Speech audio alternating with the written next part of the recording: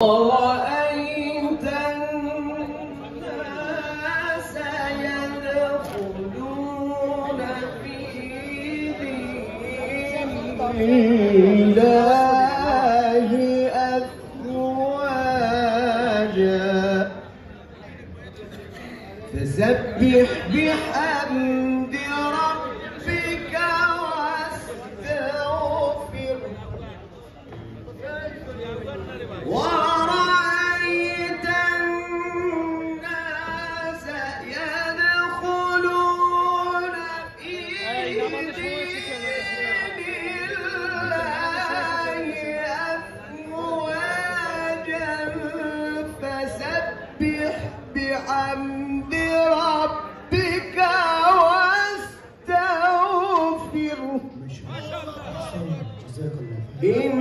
উৎসাহমূলক inspiring বক্তব্য দেওয়ার জন্য আসলে সম্ভব না? আপনারা একটা কথা বলেন না জীবন সামনে সম্ভব না? ওলামা দলের 137 সদস্য বিশিষ্ট কমিটি ঘোষণা হয়েছে। আমি হিসাব করে দেখেছি 115 জনের উপরে ডাবল মাস্টার্স করালো এই কমিটির। সকলে বলে আলহামদুলিল্লাহ। ইনশাআল্লাহ আপনারা যদি কাজ করেন, অবশ্যই সন্তান কাঁদলে মা যেরকম মূল্যায়ন করে, এই দলও আমাদেরকে আগামী দিনে মূল্যায়ন করবে। আপনারা সেভাবে সামনে এগিয়ে যান। এই পর্যায়ে বক্তব্য নিয়ে আসছেন বাংলাদেশ জাতীয়তাবাদী ওলামা দলের সাবেক সদস্য সচিব, আমাদের এই নবগঠিত কমিটির ওলামা দলের সম্মানিত সদস্য অধ্যক্ষ প্রিন্সিপাল মাওলানা নজরুল ইসলাম তালুকদারকে বক্তব্য দেওয়ার জন্য সবিনয় অনুরোধ জানাচ্ছি।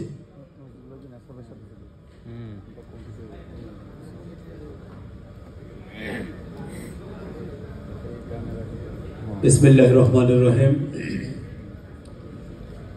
বাংলাদেশ জাতীয়তাবাদী ওলামা দলের 45তম প্রতিষ্ঠা বার্ষিকী উপলক্ষে আয়োজিত আজকের এই আলোচনা সভায় সম্মানিত সভাপতি, আমার অত্যন্ত স্নেহের অনুজ, জাতীয়তাবাদী ওলামা দল কেন্দ্রীয় কমিটির সুযোগ্য আহ্বায়ক জনাব মাওলানা কাজী সেলিম রেজা, আজকের অনুষ্ঠানে প্রধান অতিথি আমাদের প্রিয় নেতা, জাতীয়তাবাদী দল বিএনপির স্থায়ী কমিটির সম্মানিত সদস্য, আমাদের গর্ব জনাব ডক্টর আব্দুল মঈন খান স্যার,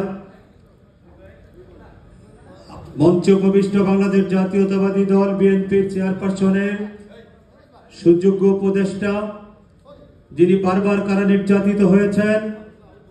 আপনারা জানেন যে ওনাকে কিভাবে নির্যাতন করা হয়েছিল জাতীয় সংসদ ভবনের সামনে।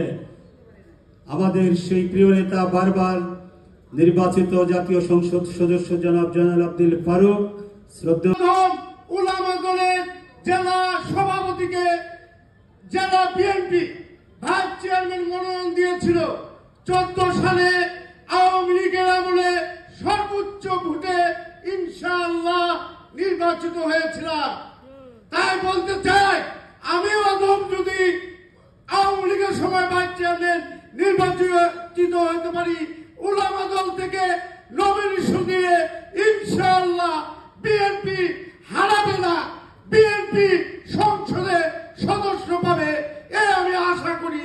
এবং এই আশা রেখে জাতীয় নেতৃবৃন্দকে অনুরোধ করব, আঞ্চলিক ভিত্তিক জনপ্রিয়তা দেখে ওলামা দলের লোকদেরকে জাতীয় সংসদে আসার সুযোগ তৈরি করে দিবেন। এই আশাবাদ ব্যক্ত করে ওলামা দলকে ঘরে ঘরে দাওয়াত পৌঁছে দেওয়ার উদাত্ত আহ্বান রেখে আমি আমার বক্তব্য শেষ করছি। আসসালামু আলাইকুম ওয়া রাহমাতুল্লাহি ওয়া বারাকাতুহু।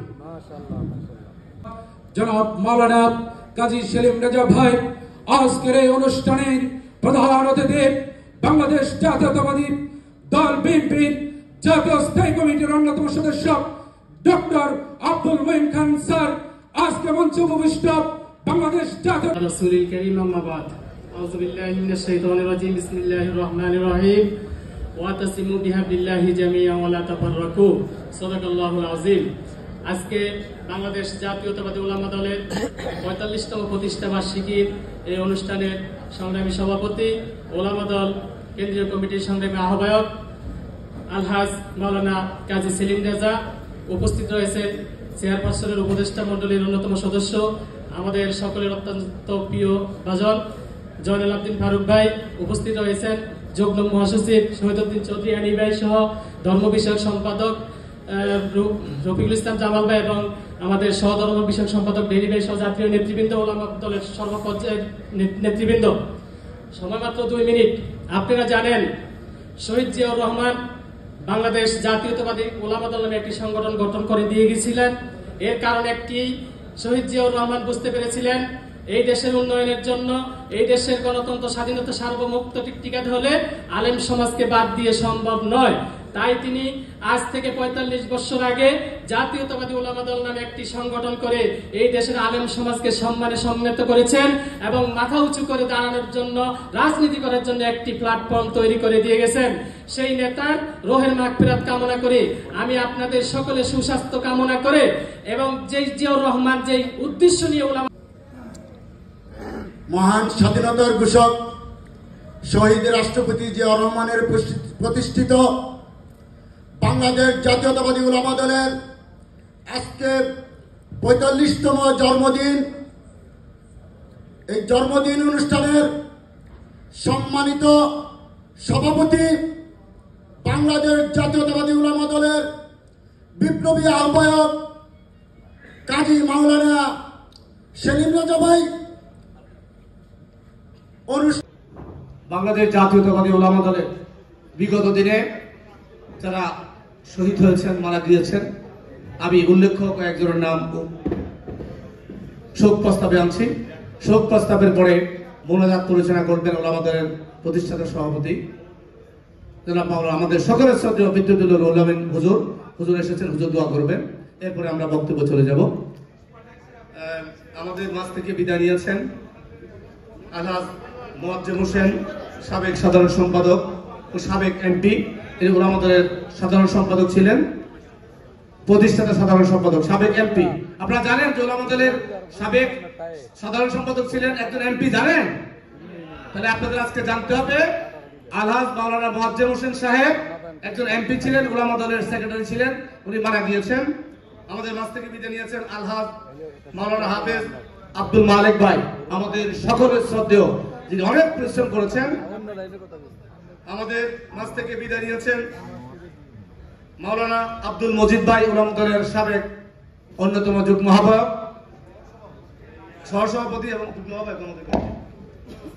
আমাদের মাঝ থেকে বিদায় নিয়েছেন মাওলানা শামসুর রহমান বেনু, সাবেক সভাপতি নারায়ণগঞ্জ জেলা। আমাদের মাঝ থেকে বিদায় নিয়েছেন আবুল হোসেন। আবুল হোসেন, আচ্ছা শুনেন, আমি তো ওলামা দল করি, বিএনপি করি না। বসেন বসেন বসেন। মারহাবা মারহাবা।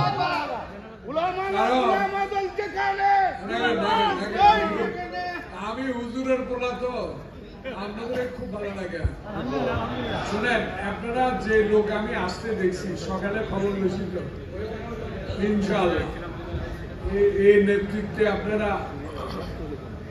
ভালো করবেন। যারা খাইছেন, নামাজ পড়ছেন, দয়া করে বিক্রি আইয়েন। 5টার সময় একটা লিয়াজো কমিটি মিটিং আছে, আপনাদের নোটগুলো দেখতে হবে, তো ওই জন্য একটু সবাই চলে আসেন। ধন্যবাদ। দর্শক বলি মারহাবা। আল্লাহ পাক আমাদের অভিভাবক হিসেবে জনাব আব্দুল ফারুক ভাইকে দীর্ঘ হায়াত দান করে সকলে বলে আমিন। প্রিয় নেতৃবৃন্দ, আমাদের মাঝ থেকে হারিয়ে গিয়েছেন নোয়াখালী কৃতি সন্তান বন্ধুবদ্দিন মোহাম্মদ কাসিমি, সাবেক প্রচার সম্পাদক ওলামা দল। মৃত্যুবরণ করেছেন ডাক্তার শফিকুল ইসলাম, যুগ্ম সাধারণ সম্পাদক। আলহাজ ঢাকা মহানগর উত্তরের সদস্য আলহাজ ইঞ্জিনিয়ার মঞ্জুরুল ইসলাম আমাদের মাঝ থেকে বিদায় নিয়েছেন। এর মাঝেও এই আন্দোলন সংগ্রামে আমাদের ওলামা দলের 2 জন কর্মী, একজন উত্তরায় এবং একজন রামপুরায়, এই বৈষম্য বিরোধী আন্দোলনে শহীদ হয়েছেন। কলমাকান্দা, হ্যাঁ, মাওলানা দেলোয়ার হোসেন কলমাকান্দা সহ ওলামা দলের শুরু থেকে এই পর্যন্ত যত নেতৃবৃন্দকে আমরা হারিয়েছি, সকলের আত্মার মাগফিরাত করে কামনা করছি।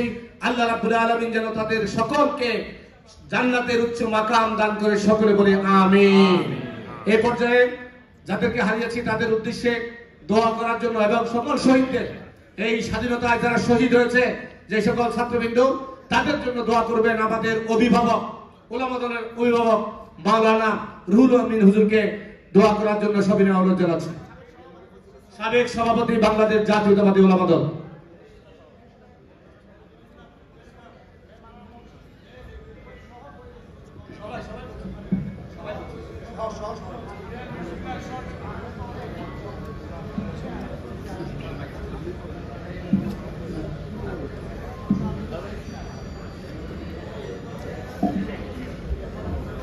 একবার একটু দুরূদ পড়ি।